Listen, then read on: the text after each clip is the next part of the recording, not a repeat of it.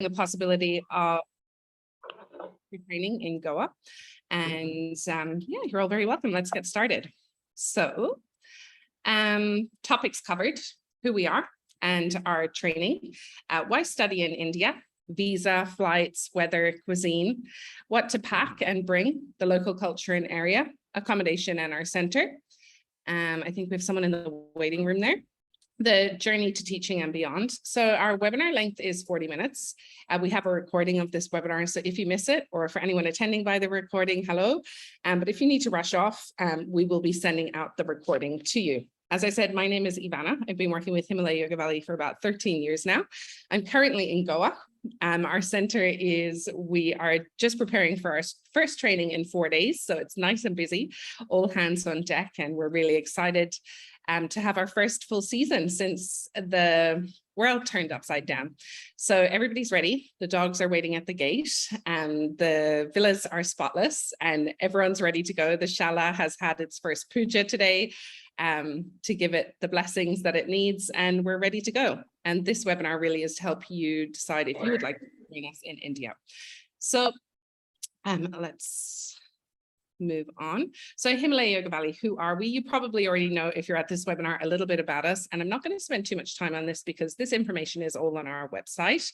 But just to give you a brief introduction to who we are.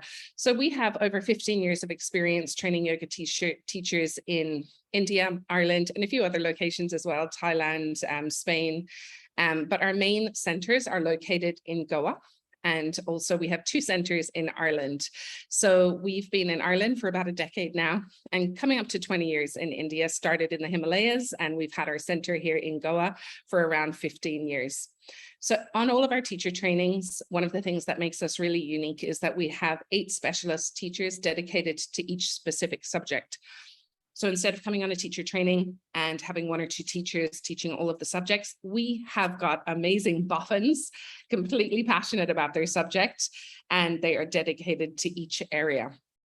We love the diversity that gives, and our team member, most of them have been with us for about 10 years, which is great. We have more than 4,000 global graduates, each one of them very special, unique. We have great relationships with all of our graduates, and a lot of them, I would say about 80% of them have trained here in India. We have 400 online yoga teacher training graduates. So this is our team. So that's me when I'm not sweating in India. I look kind of different, right? Lalit is the school founder and director. He probably doesn't need an introduction. He's the founder of Himalaya Yoga Valley.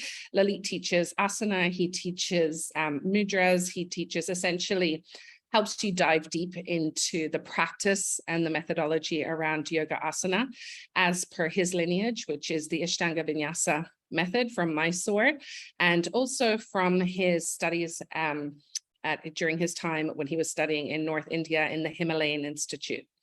Maeve is a meditation teacher with us. She teaches chanting, pranayama, and meditation. Viriam is our philosophy teacher.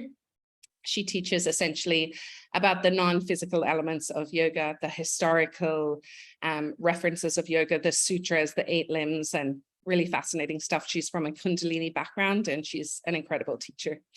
Adam is our anatomy guru, and he's an expert body worker. He teaches all of the anatomy and physiology on our course, and he really makes it relative to yoga teachers in relation to things like injury prevention, emotional anatomy, and then of course all of the basics such as, you know, connective tissue, bones, the mechanics of yoga, how anatomy relates to us as yoga teachers. Mandeep is a yoga teacher. She also teaches Sanskrit chanting on our program. Dr. Rahid is an Ayurvedic physician, and he teaches Ayurveda, fundamentals of Ayurveda, and really also how we can integrate Ayurveda, elements of Ayurveda into our lifestyle. Tony is a senior yoga teacher on our program, and he is really Lalit's right-hand man, and together as a team, they really bring through the methodology around teaching. So Tony is very much so, tasked with the second module B part of the training, which is essentially where you move from being practitioner, where you're really immersed into your practice with Lalit. And then you're moving more so onto the actual practice of teaching yoga. And that is where Tony comes in. And Tomaway is one of our assistant teachers. And we would usually have 1 or 2 interns on our program as well. We have an internship program that's exclusive for our graduates. So you'll often see 1 or 2 interns on our program as well. So obviously the course is, bulky. There's a lot in it, and I'm just going to quickly run through it. So our syllabus is developed with the intention of increasing awareness, deepening your knowledge of topics that will help you become a professional, safe and yoga practice, teacher training practice, alignment and adjustments, sequencing, anything pertaining to yogasana, the delivery of teaching yogasana, and also your personal practice. Meditation, chanting, and pranayama, using the traditions from Lalichi's lineage to help you of the basics of meditation, chanting, and pranayama, so that you can bring that into your own work as a yoga teacher. We found from our graduates, it's been one of the things that's really set them apart is the ability to really, serve their clients, corporate groups, retreat groups, their regular yoga clients for coming to them, even with just 10, 15 minutes of meditation, pranayama, perhaps mantra, as that extra layer of help our students develop that personal practice so that they can become better practitioners, but also so that they can pass it on to their students. Anatomy, pretty self-explanatory, but yeah, I've talked a little bit about already.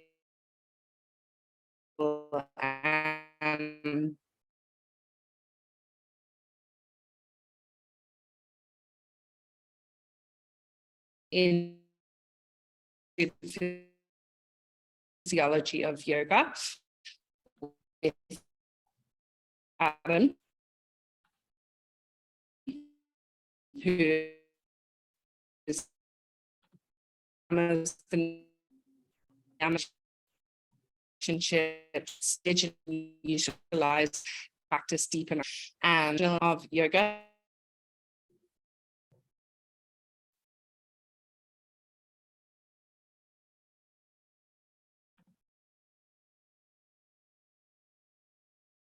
Apologies, guys. I think there should be some network issue. We'll be back soon. Oh, she's back. Eveanna, you're on mute. Apologies, guys. My connection just dropped out. I'm going to share the document with you just in case I drop out again. Sure. This is part of the magic of training in India. We do have a few power cuts. So,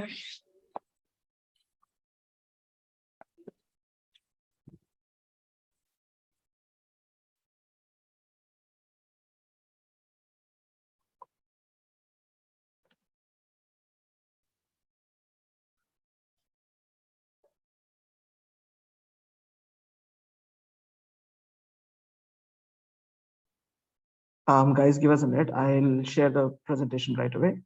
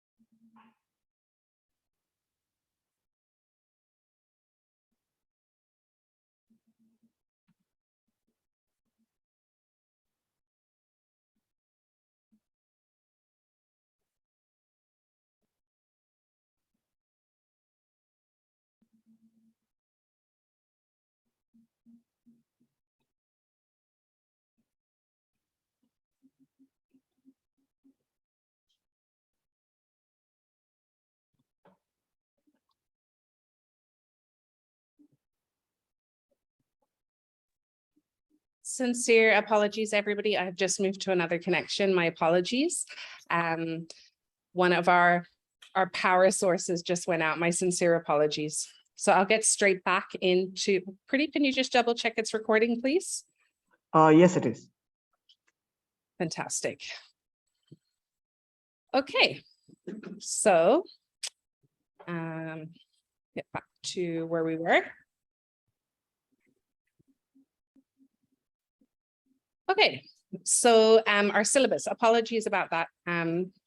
Power cuts are one of the joys of training in India, but we do have a backup source.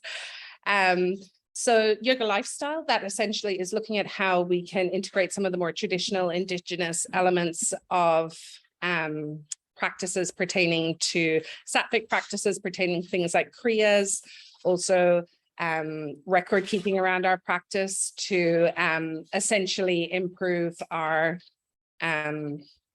lives through the practice of yoga lifestyle.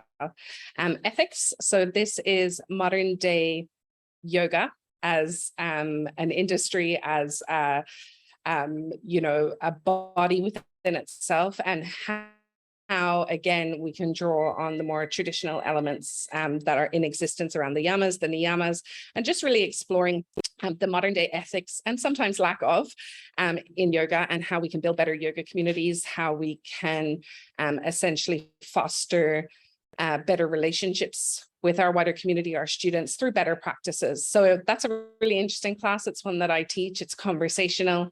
No one has to take notes on dates or bones or muscles. So it's a really enjoyable class, and it brings up a lot. It's a great space for learning. Yoga business. So essentially learning how to, after you've invested your time, your energy, your effort into becoming a yoga teacher, how you can then share that with your community and how you can do well and do good at the same time. So it's a really important part of the training, giving people the foundations of being able to essentially share what they've learned and what they've invested in. Classroom management, things like when the power cuts out, how do you deal with that? Or when you've got other classroom management issues. So that's also a great class just to prepare you for everything that happens around a class, because we can do all of our sequencing, we can do all of our prep, we can do you know, essentially prepare for the types of students that we might have. But if we're not prepared in terms of classroom management, and there's always so much diversity in a yoga class, it can, you know, set us back a little bit. So we spend a lot of time exploring that. Different learner types, etc. So our daily schedule during the course from 6:30 a.m. to 7:30 a.m. is our hour for meditation, chanting, and pranayama. Then we usually have morning asana for around an hour and a half, sometimes an hour, sometimes 2 hours, depending on what we're doing. 10 to 11, we have the first lecture. Then we have a break for lunch, and then we have our second lecture between 3 to 4. And in the evening, we have our evening asana class. Sometimes we get out in time to run down for some sunset swim. Sometimes it goes a little bit longer. The evening asana is usually, in the first 2 weeks, it's practice orientated. And in the second 2 weeks, which is module B, it's really orientated towards teaching. So that's when we're in the shala as a group, in smaller groups, in larger groups, and we're really being brave and courageous and learning how to become teachers together. So that's what happens usually in the evenings. So that's our weekday schedule, and Saturdays are half day and Sunday will be off. So, okay. So assessments. So completion of our course is assessed through a variety of methods with teacher support all the way. So we have got a couple of knowledge checks during our course. There's ongoing assessment, very close connection to our students, a lot of mentoring, a lot of coaching where required. And then we also have our live teacher-student evaluation. So that's pranayama, chanting evaluation, asana evaluation, where we're teaching in smaller groups, and then we work up towards teaching as a group to the entire class. We're working on adjusting. We are essentially honing our skills as a teacher at that point when we do our final live assessment. It's a really exciting time. And assignments and assessments, we have got our anatomy and our philosophy assignments as well. So that's a little bit about the course. And I'm assuming you guys, if you're at this webinar, have probably, like I did when I was going to explore my own teacher training, I went through everything with a fine tooth comb because it's such a massive decision.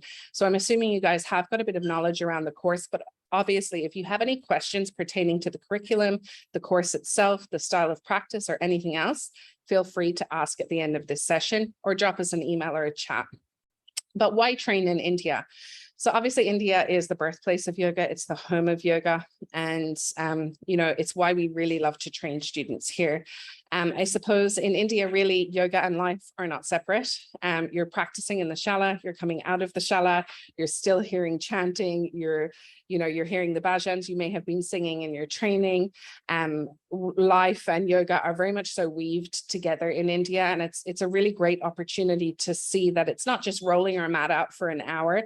It is the culture of yoga that is integrated into life. And I think that's a really special thing. Certainly when I did my training, was one of the things that I loved was the continuity of the experience I was having in the shala and outside of the shala. On a granular level, on a macro level, it was just a really special experience. So combine travel and study. So obviously you're here for an education experience and that is our job. However, we do also recognize that it's a once in a lifetime experience often to be in India. So there's plenty, I'll talk a little bit about it later, of things that you can do in the local area. And also if you want to do further travel, like if you want to go north to the Himalayas, or if you want to go further south to places like Kerala, people will often do that before or after their training. Even going to different yoga schools or trying different methods like Iyengar or Shivananda, we really encourage that before or after your training for some shorter courses, or just practicing with different teachers, or just having a nice Indian travel experience. So being able to have your education, get a qualification, an international qualification, and also, experience India at a wider level is really fantastic. So I suppose that ties into the cultural experience of India. It is unique, it's magical, it is life-changing and breathtaking and wonderful. I came here for a month. I'm still here 13 years later, so I can attest to that. And it's really fantastic to do your teacher training where our lineage is as a school. So wherever we train people in Ireland, in Spain, Thailand, wherever it might be, our lineage is always really strong and our roots and ties back to India are very, very robust. But it's very special to be able to practice where we are from, where our school is from. So getting here to India, so I'll just talk a little bit about coming to India. So visas. Visas on arrival are back open for most people from around the world. That means that you apply online and within usually 48 hours, you get approval. And when you arrive at the airport, you get your visa on arrival.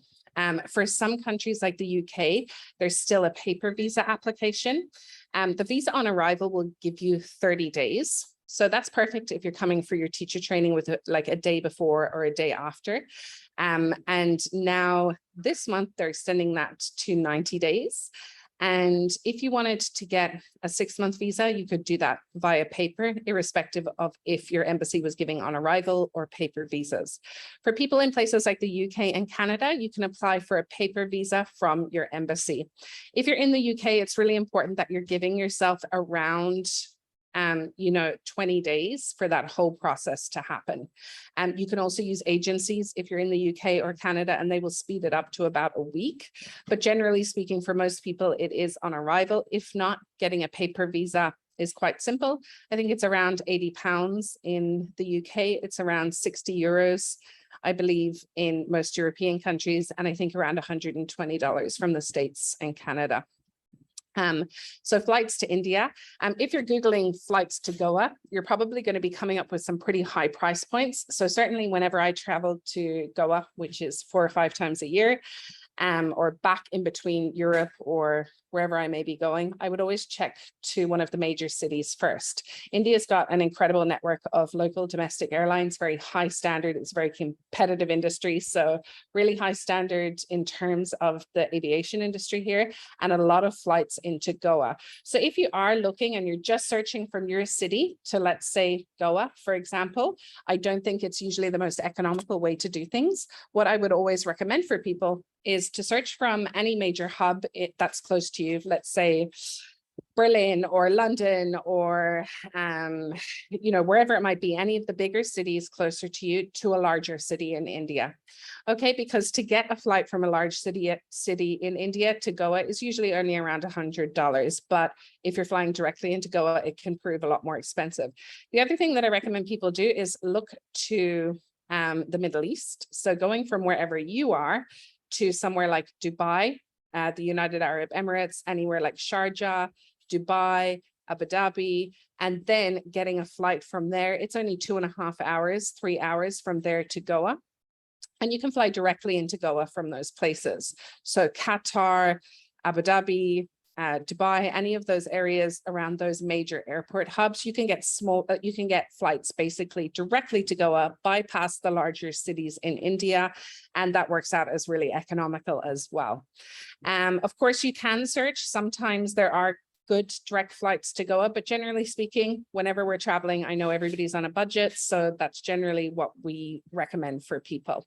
So weather in India, it's beautiful. We're here right now. The monsoon is just finishing up. So I think it's around 26 or 27 today. Generally speaking, the longer that it goes towards the end of the season, it is the hotter it gets, and it kind of peaks at around 37. But on average, you're looking at around 32.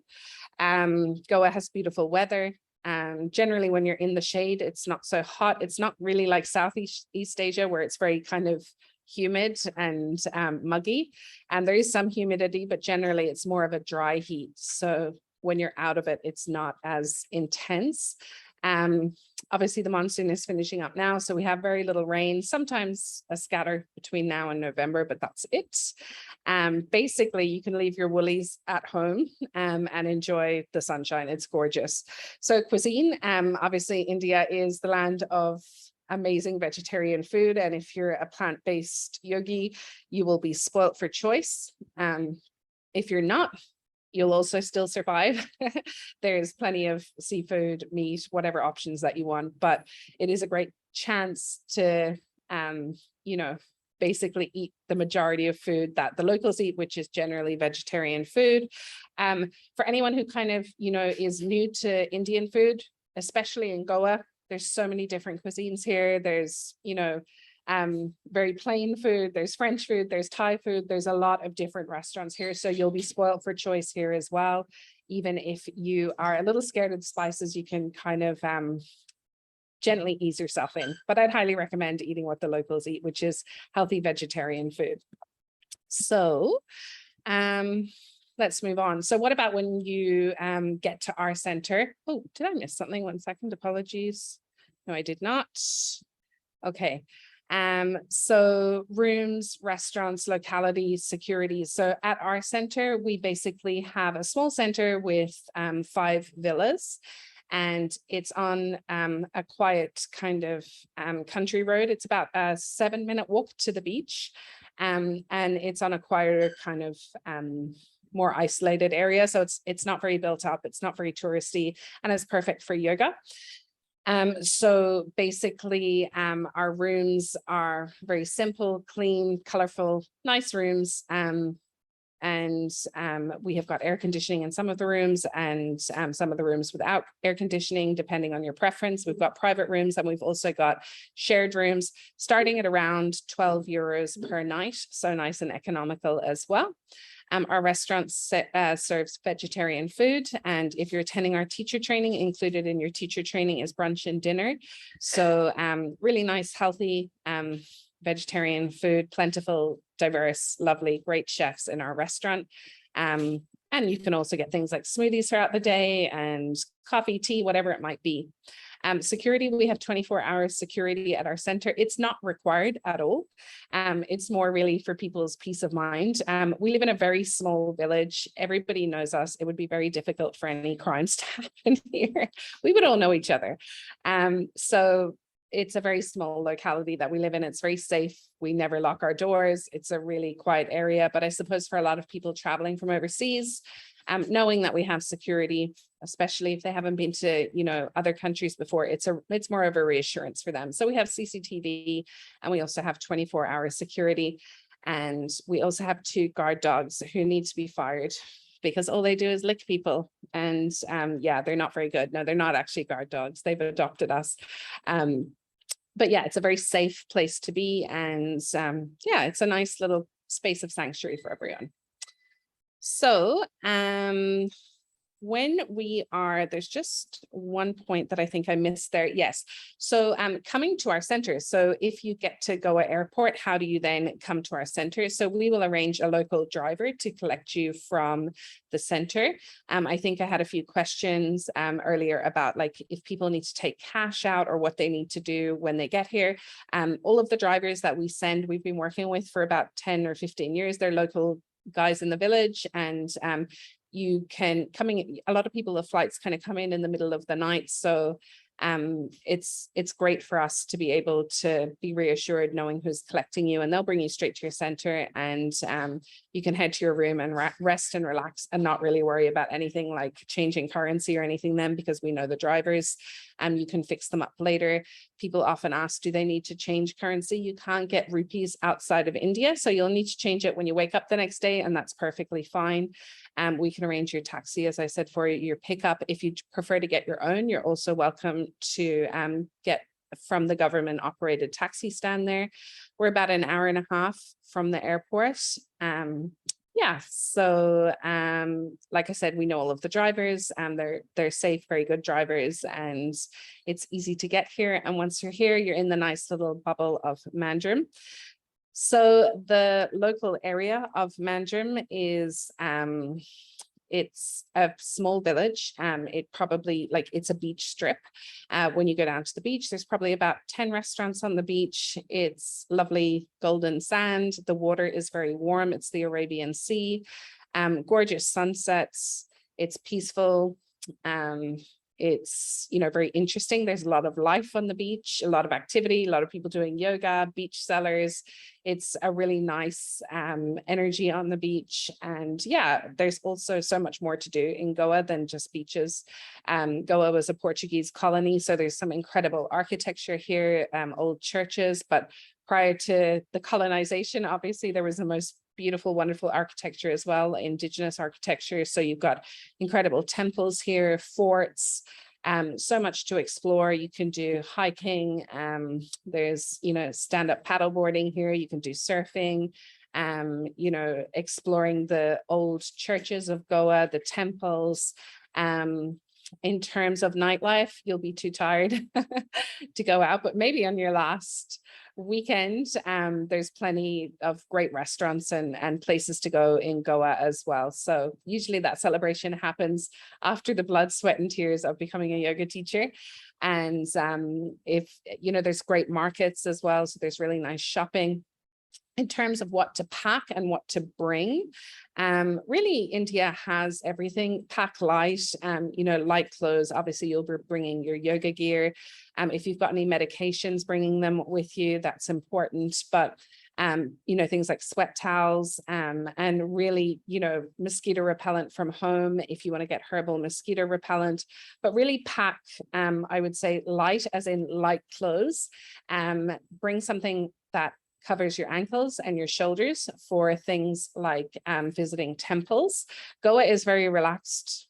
People can wear bikinis on the beaches, you know, but obviously we're still in India and we still want to be respectful of the culture that we're living in, and it is quite a modest culture. So off the beach, you know, we just wear regular clothes, shorts, like tank tops, anything like that is fine.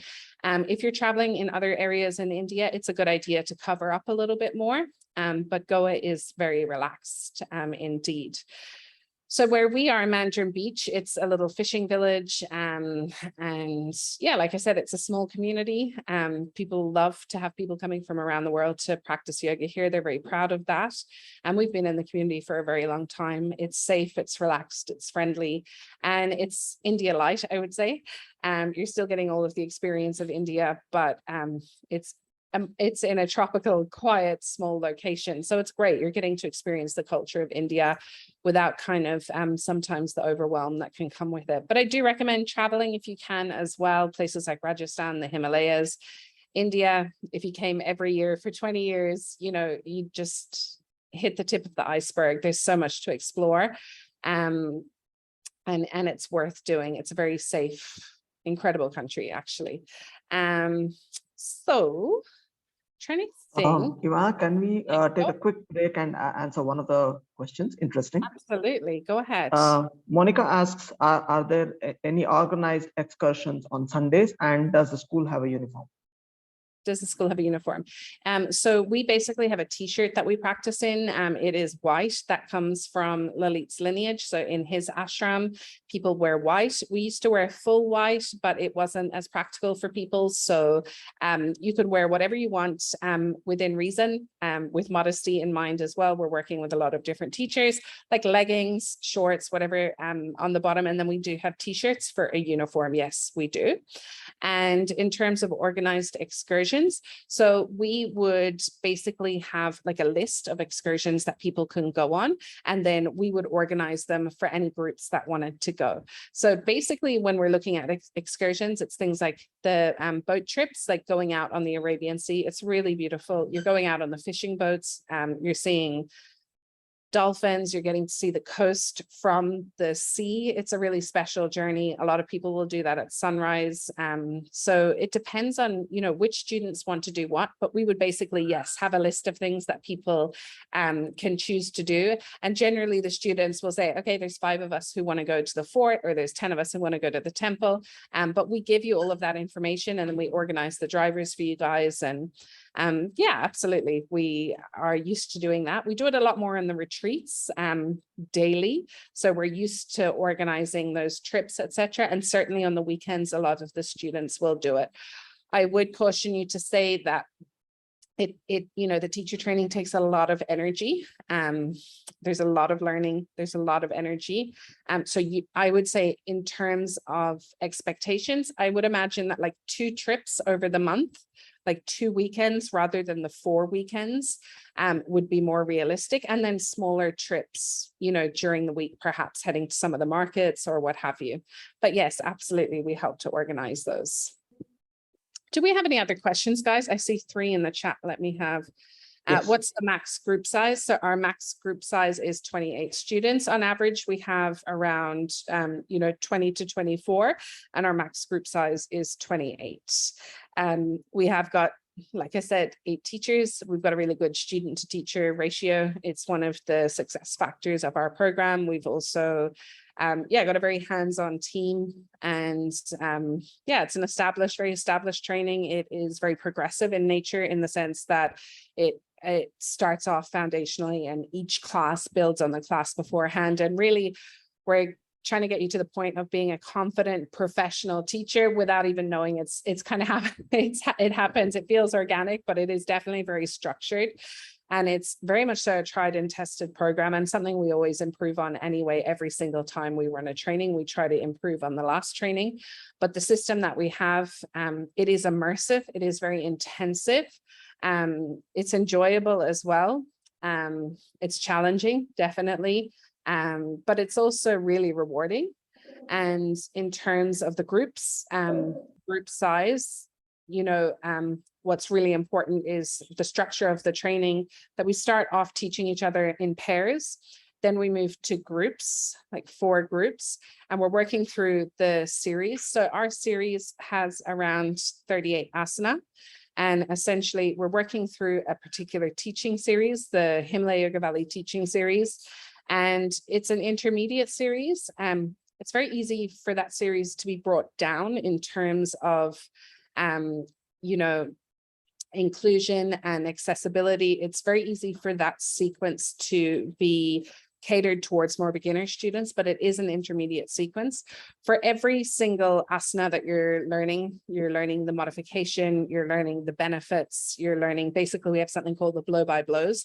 So we have every single asana and we break those down. So we're looking at the props that we can use to deepen the practice, to make it more accessible, to help you expand your practice, to help you be a more diverse teacher. So Lalit is from an Iyengar background. He was very blessed to study with BKS Iyengar in Pune. And it's a big part of how he trains teachers. He is obviously from a Mysore background. He's an authorized Ashtanga teacher from Mysore. from the Joyce Institute. So he is from that very dynamic background, the Ashtanga background, but he is also deeply rooted in the Iyengar tradition.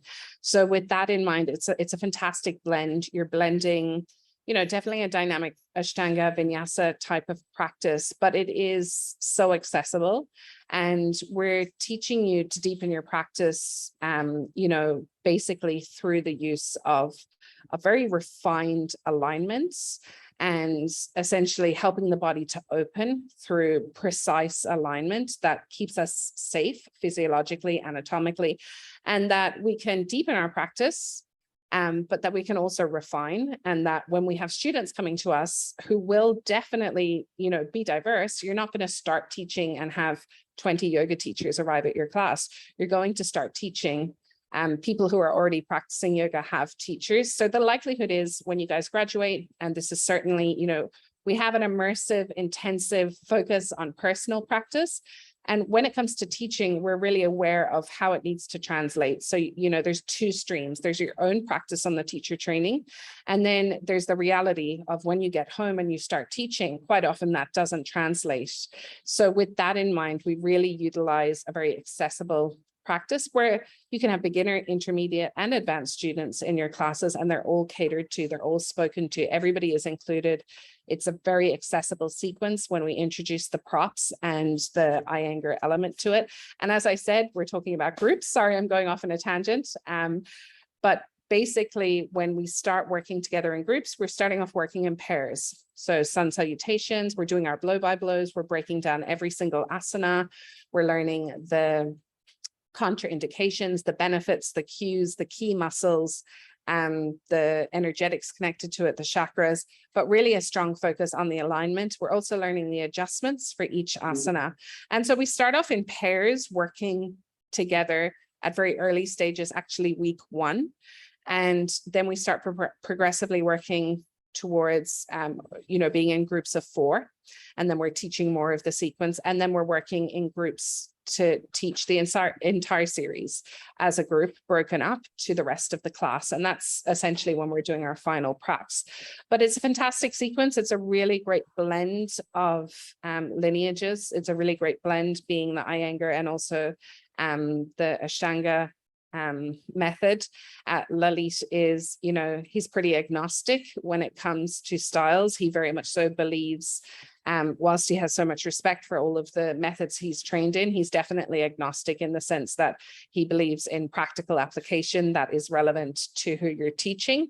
So being fluid is really important to him. And that's something that we really teach our teachers. So it's interesting. It's a really interesting way to approach yoga. It's not black and white.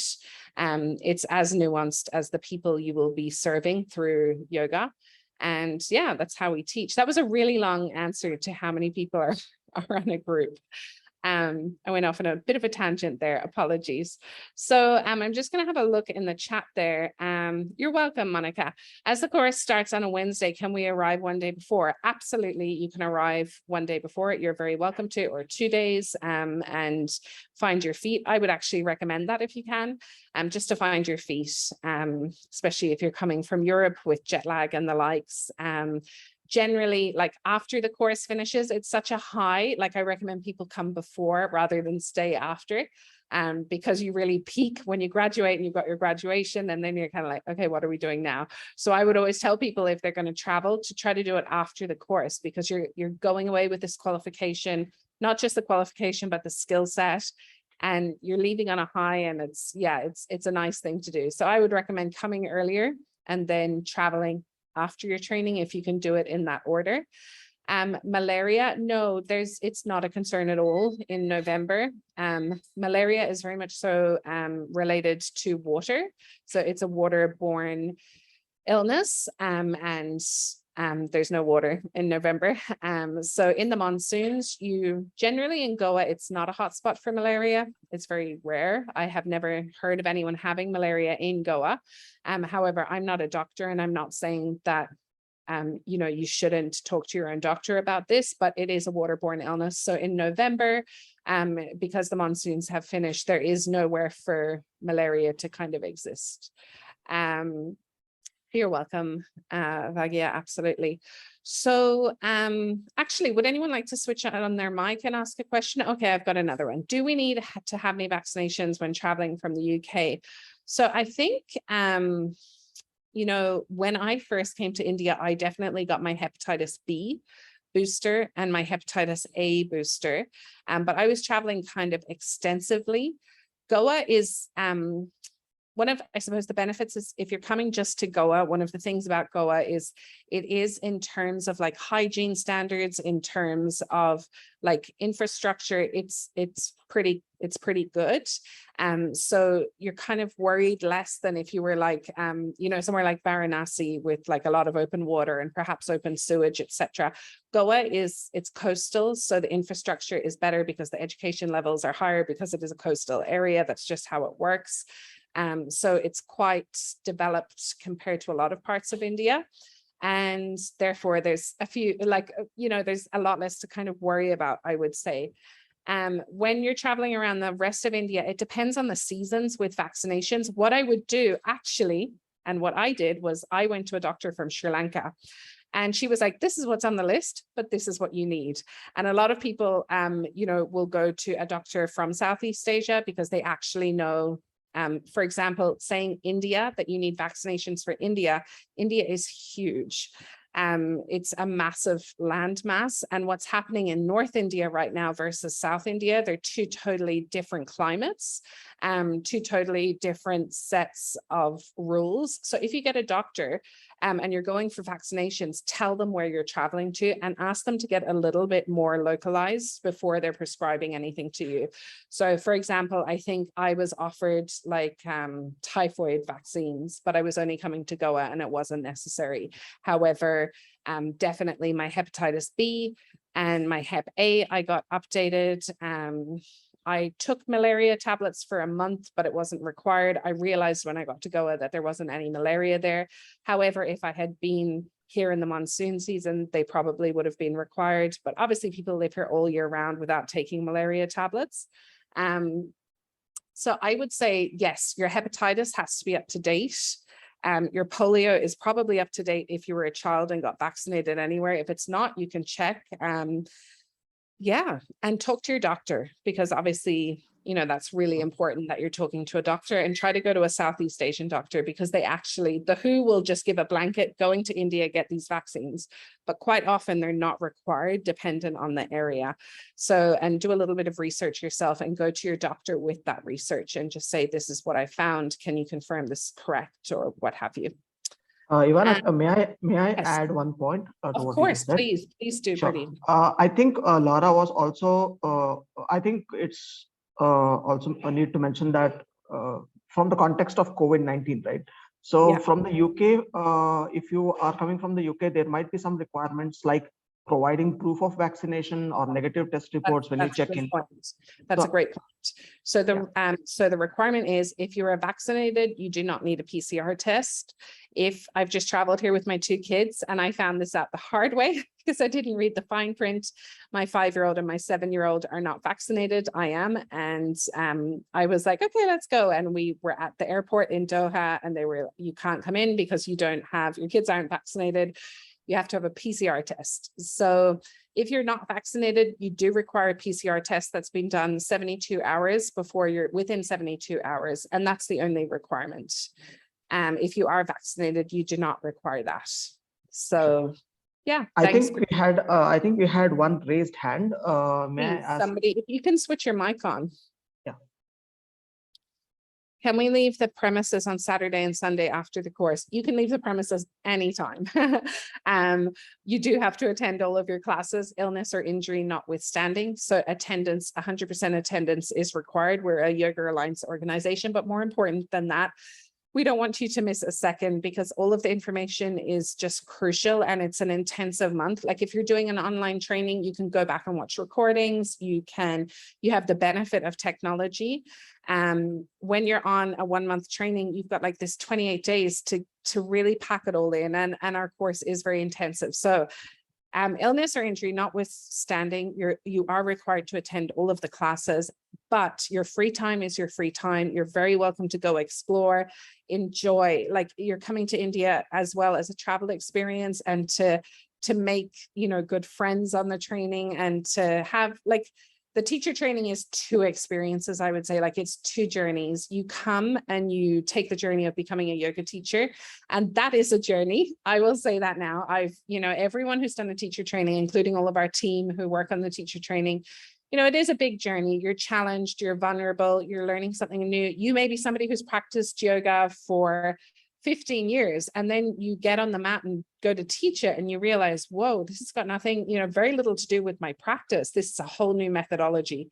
So it does stretch you and it does challenge you, but it's extremely rewarding, and it's a whole new system that you're learning. So it's intensive, but it's really rewarding. And that in itself is a journey. And then you have the journey that I think happens because of being in India. And I think it also happens because of the practices you're doing. So, you know, there's a twofold path. You've got the methodology that, you know, we really like. Our school has a great reputation. Our training is not easy. We've got high expectations. There's high standards. You've got to put in a lot of work. The rewards are excellent, but then on the other side of it, the other thing that we want our students to experience is to be a practitioner. So as well as learning to be a teacher, we want you to learn we want you to have, like, how often in your life do you get a month just to practice yoga, to meditate, to tap into the energetic body, to dive deep into the history of yoga. I've never had that happen again since my teacher training 13 years ago. So it doesn't happen often. So we also want you to have that experience. And with that comes that second kind of experience of the journey you go on through yoga. Because of, you know, the awakenings that happen in terms of, especially around the meditation, the pranayama, the Sanskrit, all of those kind of more subtle but really powerful practices that we never get to really immerse ourselves in on that deeper level. We have these two journeys. So you've got the journey towards becoming a teacher. You've got the journey that happens that is so unique for everybody because of the practices that you're doing. And then you have the journey of being in India. So I guess it's a threefold journey. And that definitely includes leaving the center for sure and enjoying yourself. And, you know, it is a small community. Like most people who are in Mandarin, they're like, I just want to kind of hang on the beach or go to the markets. We're close to a place called Arambol, which has like great music. It's kind of more of an alternative place. Our beach is a little more shishi. It's a bit kind of, you know, it's a bit higher end. That's not why we're here. We just happen to land here. It's not because we're higher end. But down on the Arambol side of things, like there's, you know, drum circles, there's, you know, great kind of music nights. There's so much happening on the beach. So we really, you know, do encourage you to enjoy your experience here as well, because you're getting to be in India, and that's fantastic. So absolutely, on your time off is your time off. Homework happens. I'm not a fan of homework. Like I said, I have two small kids. I'm highly opposed to it because I have to do it.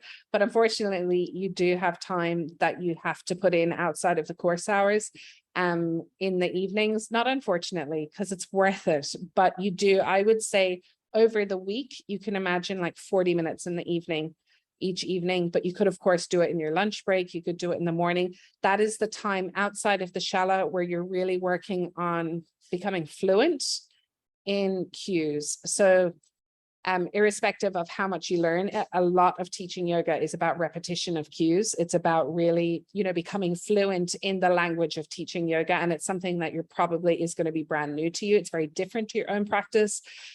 So without a doubt, you know, people are on their lunch breaks and they're reciting cues and they're trying to work out, you know, we obviously provide you with cues, but we want you to have your own voice. We don't want you to be robots. We don't want you to be, you know, we give you the foundational cues. There is that extra work that you have to put in, but a lot of people study in groups as well. So yeah, that takes a little bit of your time, but there's still time to go and enjoy Goa and India and go out for nice meals and, you know, catch sunrises together or whatever it is you may want to do, but you do have quite a full day. I'm just putting that caveat out there in case you come here and you're like, you told us we could go to the beach. You can, but generally speaking, you know, it is quite a busy month. I've just seen a raised hand. Is that Laura, did Yes, you raise your hand? that's Or Laura? me.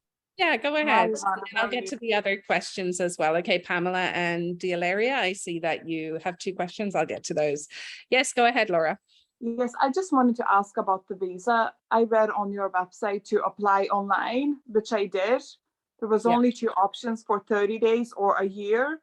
So I Okay. applied for a year, but I Yeah. haven't heard anything back because I Okay. haven't completed my application because obviously I don't know about my flights just yet. Yeah. So I So would say if you're getting the 30-day, you know, you'll fit your training in that time. The training's about 27 days, so you'll be able to come and leave within that period of time. But like if you do think that you may want to travel, go for the year for sure. You know, like even if you think that like, look, I'll just want to take a week. Like if you don't have work commitments or family commitments, yeah. I would definitely go for the year visa. Yeah, that's what I did, but I haven't heard anything back. So how long does it take for the visa to be approved? Do I need to complete the whole application form? Yes, you have to complete the full application. Okay. Yes. So I need If you to have my complete, flights before I get the visa. well, not necessarily because it depends. If you are getting a 30-day visa, I would say yes. If you're getting a year visa, you could apply and then get your flights. Oh, okay. Okay. Yeah. That's fine. So I just need to select the airport that I'm flying in and that's it. Yeah. That's what they ask. Okay. Okay. Yeah, which airport you're flying into. So look at your flights, the dates for your training, then your flights, and then the visa finally. Yeah. But like I said, if you're in the UK, I would give yourself like 10 to 20 days. Some students who were coming here recently, they used agencies and we will put that information in there and they got their visas within 4 days. But there is a backlog in the UK. So just be conscientious of that if you're applying from the UK for anyone on here. Okay, perfect. Thank Yeah, you. thanks so much. Okay, so Pamela, is the course UK accredited and recognized in the UK? Thanks, great question. So we are aligned with, and our accreditation works with Yoga Alliance US, Yoga Alliance Canada, and Yoga Professionals, Yoga Alliance Professionals, YAP as it's known, which used to be Yoga Alliance UK. So yes, absolutely. That's one of the main bodies that we're aligned with. We will also be issuing you like a certification from our own school and a qualification and a stamp from our own school. Our school is really widely recognized within the field of yoga and the profession of yoga. A lot of people recruiting will send people to our trainings to get trained, even if they haven't done our training. So we this year are introducing our own accreditation as well. But yes, we are aligned with Yoga Alliance Canada, US, UK, and we're really proud to be aligned as well this year with an Indigenous body, which is the Indian Association of Yoga Teachers. And Lalit is one of the committee members on that as well. And we're really happy to have introduced an Indigenous certification body to our program as well, because that's really where accreditation should be coming from when we're moving into an ethics point here, but when we're looking at the ethics of yoga and, gatekeeping and, appropriation in yoga, we really should be trying to include Indigenous bodies around our certifications and looking back to India as a source point of qualification. But yes, of course, everybody is going home to other countries, and we are with Yoga Alliance US, UK, and Canada. You are not obligated to register with any of those alliances. Yoga is not regulated by those alliances. There's no specific authority that is connected to yoga. It's not a sport. It is not regulated. But however, there's great perks such as insurance and, community benefits and things like continuous professional education. And also sometimes, like I know when I first started teaching yoga, I just wanted a stamp saying like I had done it.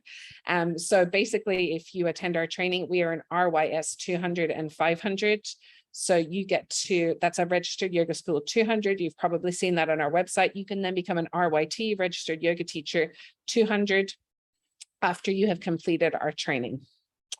Could you expand a little bit on the subject of knowledge checks, please? And what will the final assessments be like? Absolutely. So our knowledge checks, are basically designed to give you an insight into where you may need to put more energy, or where you can actually, where you might be surprising yourself. So quite often people on the training, like it might be the first time they've been in school for a while, it might be the first time that they're learning anatomy and philosophy, whatever it might be. And the knowledge checks essentially, they're designed just to ensure that you are aware of and cognizant of and picking up the main points of the subjects. So they're basically geared around what you would need to know as a yoga teacher. So for example, if you are teaching yoga and you are on our teacher training, you will be learning for hours about the chakras. You will be learning the absolute minutiae. You'll be learning about the yantras, the colors, the seed sounds, the historical elements, the deity associated with particular chakras. You will be really, how the chakra affects the nervous system, how it affects the endocrine system. You'll be going really in depth into that. What we will be asking you, I can't actually say what we would be asking you, but it would be much less layered than that on the knowledge check. It would be what you would need to feed back to a student in a class and to have integrity and credibility as a yoga teacher. So for example, it could be the color and the location and the name of the chakras versus everything that you learn in the class. So sometimes people hear knowledge check and they go, eek. And really what it is, the knowledge check is there for us, of course, as people who will be certifying you to understand if there's any gaps for you to understand, but it's really about the fundamentals of each subject. Are you grasping the fundamentals of each subject? If you are not, that's why we are here. We can work together with any trainee who needs support. We're working as a collective. Like, it's not a case of we are the teachers and you are the students and there's this divide and if you're struggling or if you suddenly get a big F. No, if anyone ever needs extra coaching, if they need extra information, if they need extra time, that's our job. It's a job as a collective for us to get to the finish line. So if, for example, you find in your knowledge check, you're like, oh my gosh, I really have no idea about, like, I'm really lacking here in my knowledge around philosophy. I don't know the yamas and the niyamas. We're just like, okay, great. Now this is where you can put your energy, and you might be given some extra study or coaching or help with that. But generally speaking, the knowledge check is designed to make sure that when you go out there and start teaching, you're teaching with integrity. It's not that you have to relay back everything you've learned on our course. You can't.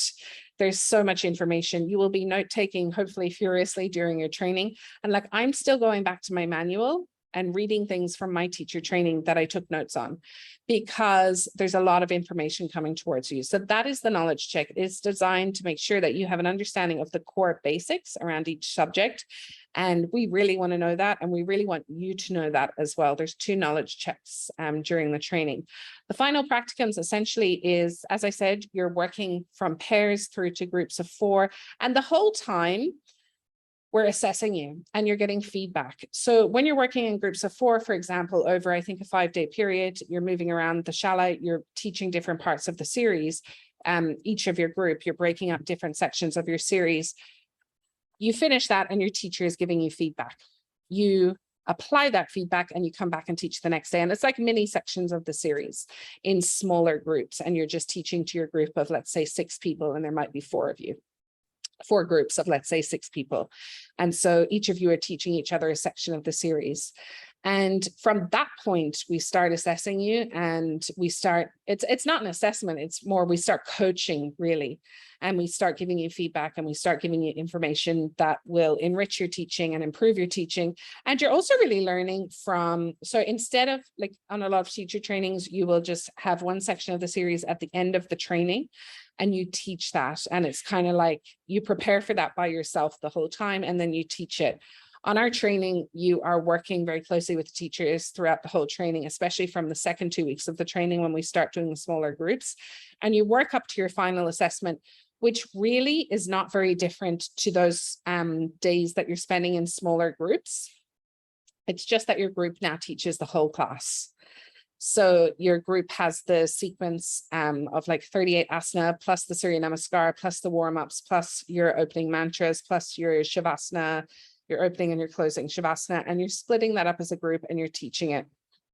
It's definitely a leap from when you're teaching in smaller groups to like 5 or 6 people to teaching the whole class. But it's a really nice leap because you've been teaching a lot on your teacher training already. And your final assessment is basically that.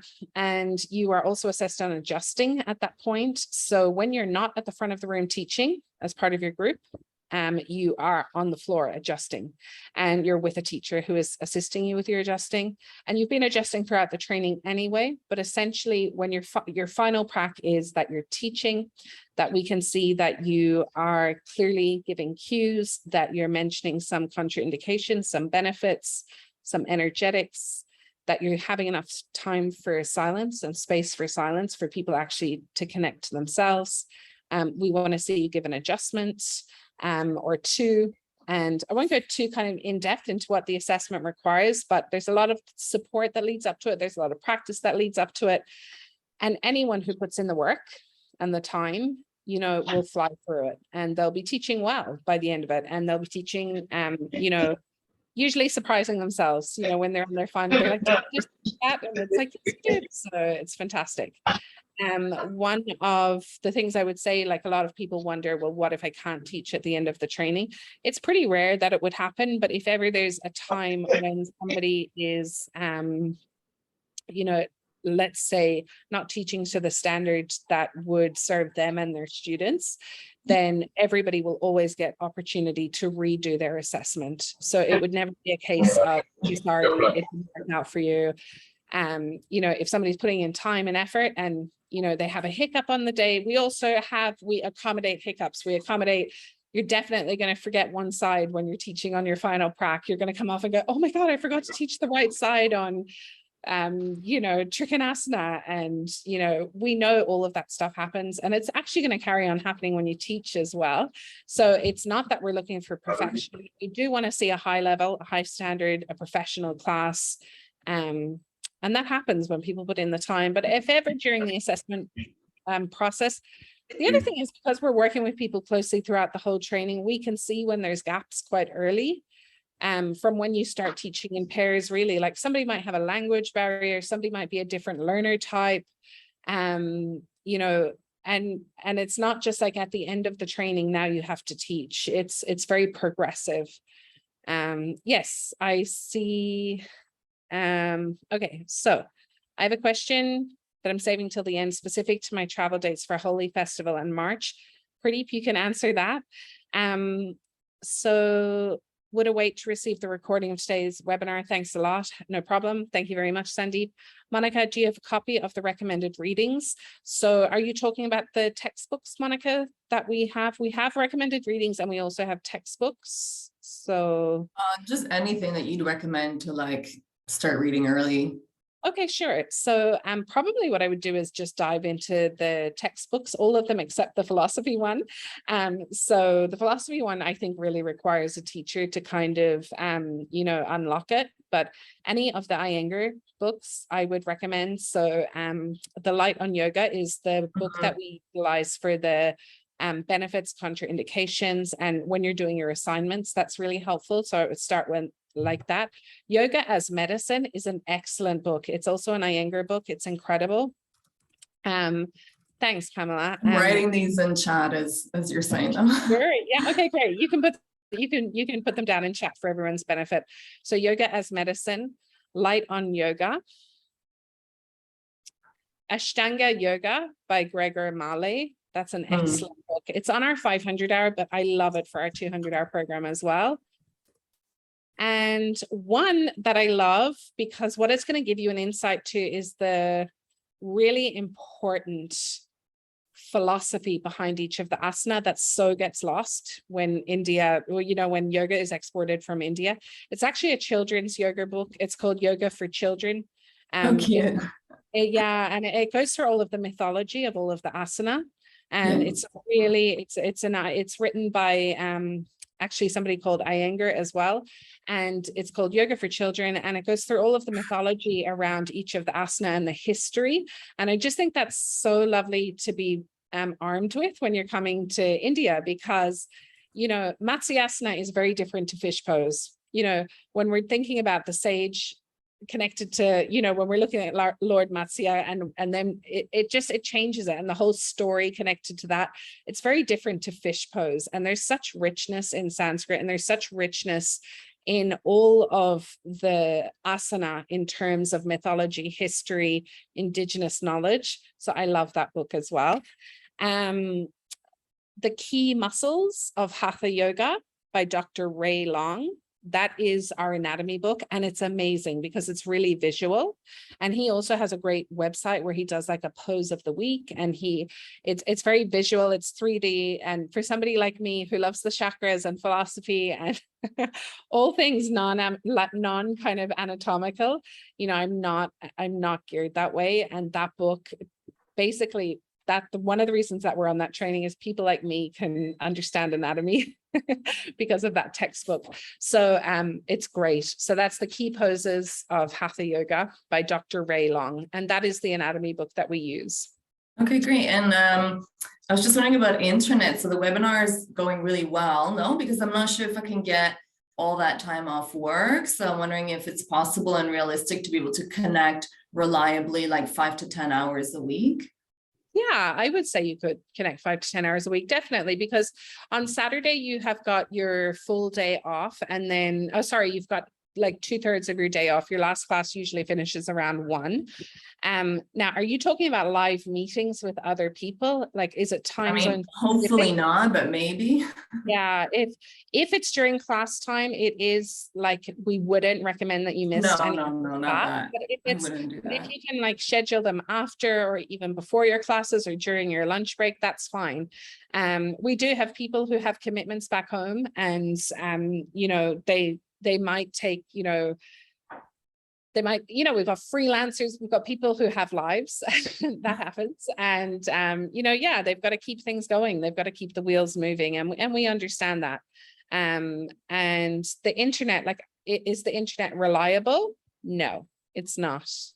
Being 100% Goa connected, it's not that reliable. I would say, you know, in terms of reliability, 80% of the time the internet is available. So it's not too bad, but you know, if you were requiring it, you know, to be there 24 hours, it's not. Maybe like, you know, 80% of the day, because there are cuts here and stuff. So I'm impressed with the webinar, so it's good. But I feel like I'm hogging the space, so I'll save my question about Holy till the end.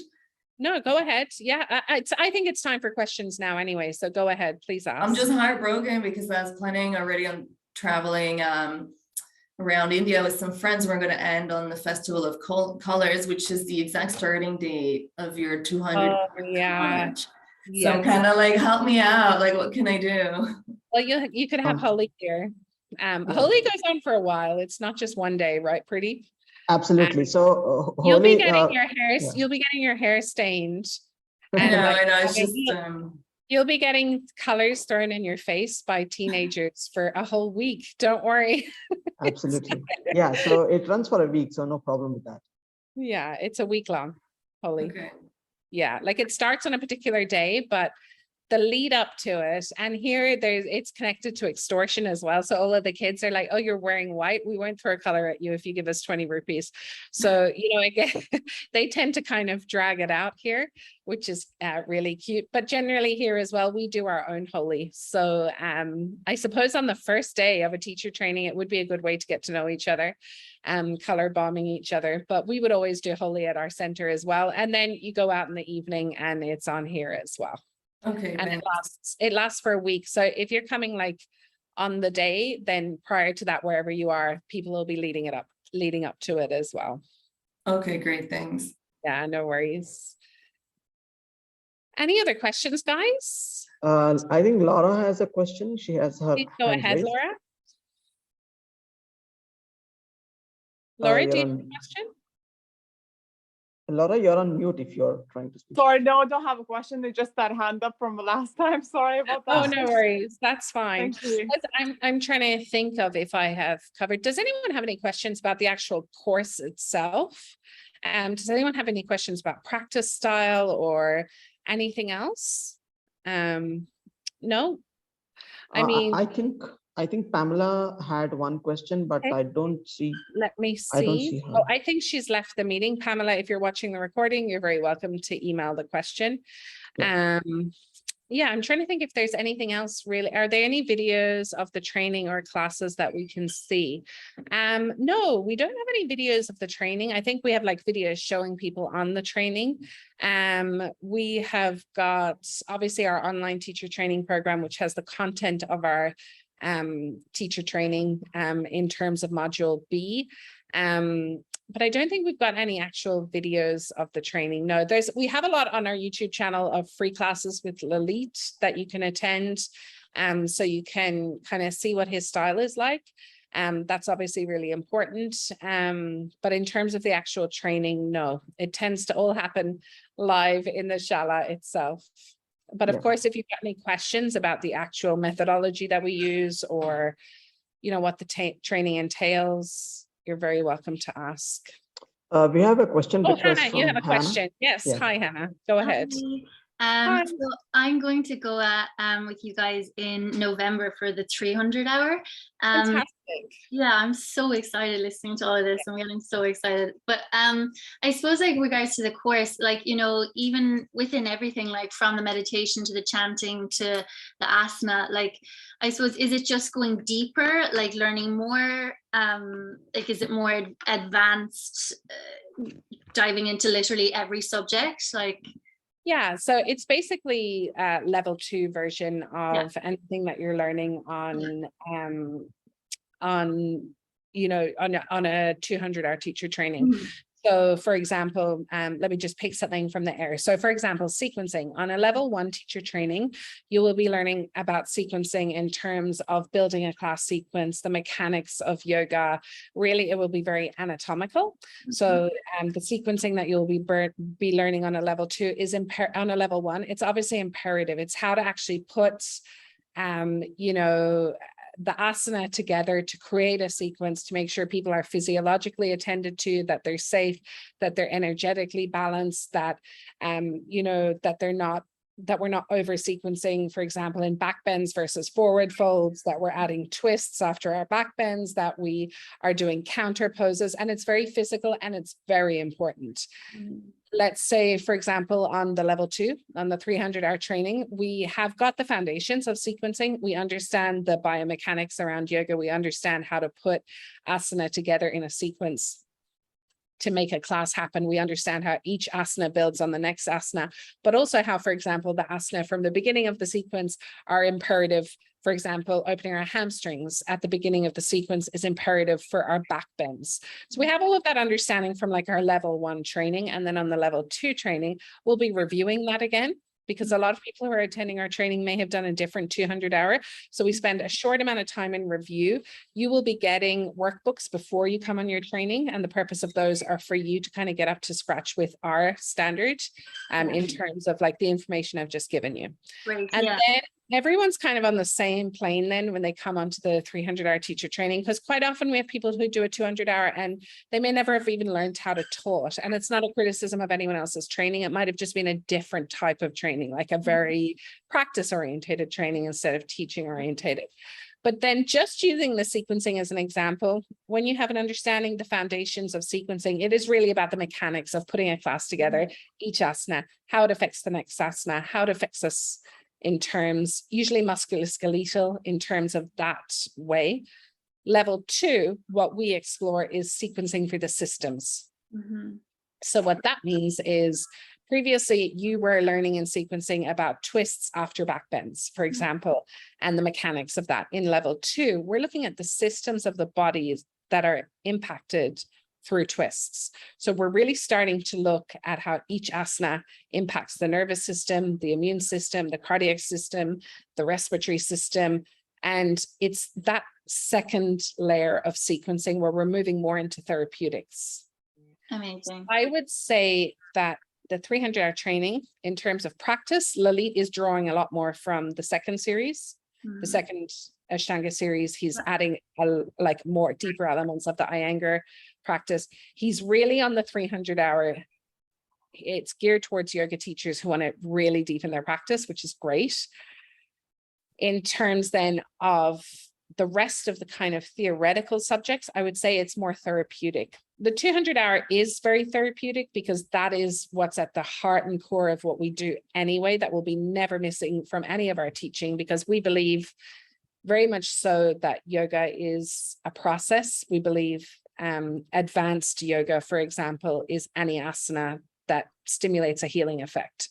So we believe that Sukhasana, sitting cross-legged, is just as advanced as Scorpion if it's stimulating a healing process for somebody. And that is very unique to each individual. And that would very much so be where we come from. So everything we teach is therapeutic anyway, from our classes in our studios through our teacher training. We are orientated towards the therapeutics of yoga. And I would say that's much more pronounced on a level 2. So that I would say is the difference, that we're kind of going deeper into the practice using second series, that all of the core basic subjects are level 2 in terms of we're just taking it up a notch around the detail and moving more into the therapeutics. Great. That sounds so good. It makes me so excited. Yeah, I did my 200-hour with you guys online. So yeah. Yeah, I remember. Yeah, that was Thank you in, so much. was it May or March? September. Oh, it was September. Okay. Kind of, Yeah. I don't know The how- last 3 years have been a blur. Yeah, I I'm like, I remember don't know you what- from the training. Thank you. Okay. And you know what's going to be great, Hannah, like you will know from the online teacher training that you did with us that like the devil is in the detail with us. There's a lot of information that comes your way. What would be great for you if you've done the online 200-hour is just the physicality of the practice here in the Shala. Like, it's just beautiful. It's such a new experience. We've had a lot of the online trainees, you know, take the immersions or the level 2 trainings, and they really enjoy being in the Shala physically. Yeah, thank you so much. I'm so excited. Yeah, I'm excited too. I'll see you then. Thank you. Guys, just how much is breakfast? How much is so breakfast is included in your fees. So is that what you mean, or how much breakfast do we have? I think you mean how much is it? Yeah, so breakfast and so we have brunch. No, so actually we don't have lunch. We have brunch and dinner. So you finish your asana class at 10. So generally brunch kicks off at around kind of 10:15, 10:20. And you know, most people then snacks are available, and like soups, salads, etc., and smoothies are available for lunch. And then we have buffet brunch and buffet dinner, both vegetarian. And yeah, and then you can get lunch here for like 200, 300 rupees, which is about, you know, €4. So it's very economical. And outside of the center as well, it's super economical. And you know, you can get a really nice meal here, all in, everything, food, drinks, everything, for around €8 to 10. So it's super economical. We are not missing that about Europe at the moment, all of the crazy prices when we come back to India.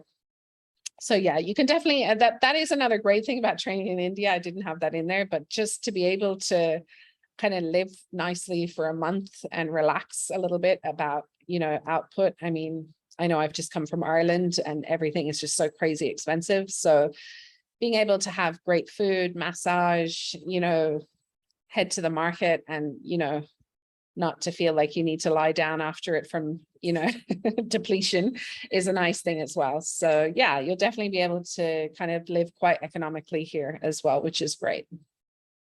Awesome. You're getting hungry. Okay, great. Okay, guys, is there any other questions that anyone has? So far, they've been great, and it's kind of given me good ideas of what to put into our next webinar. So thank you for all of your questions. How does the accommodation work? So we have got private rooms available. So they are generally like private, like a double bedroom or a twin room, and you can get those privately.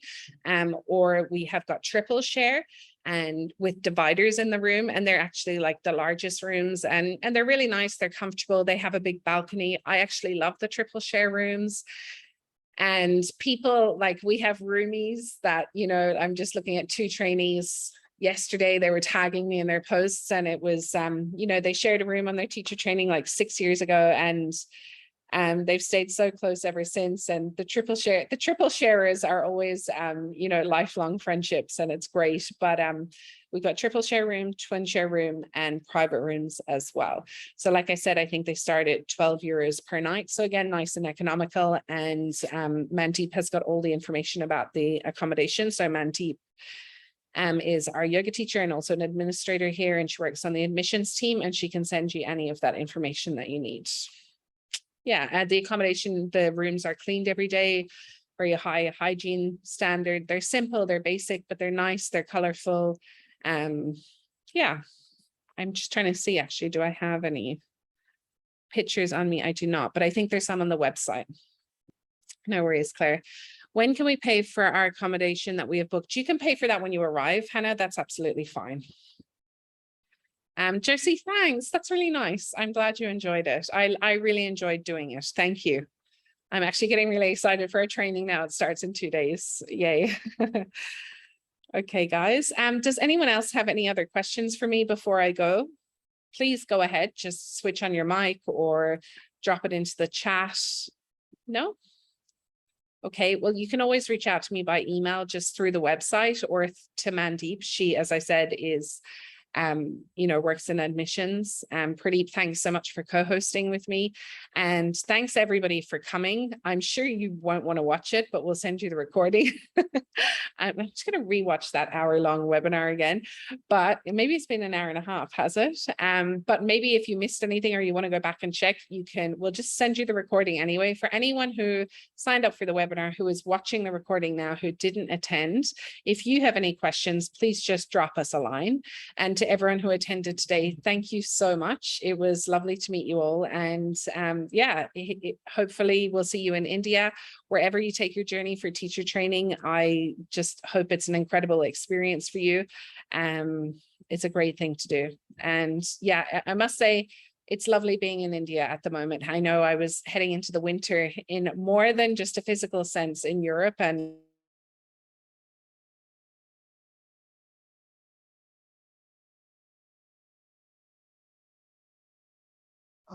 I think there's an internet issue again. But thank you guys, everyone. It's a pleasure to host you, and I think we'll look forward for all your participation in India for the yoga teacher training program. If Eveanna doesn't come back, apologies from our side, but we want you to know that I think we have already answered all your questions. And again, before signing off, I would like to thank every one of you for your time, and hopefully we'll meet soon. Thank you so much. Bye, guys.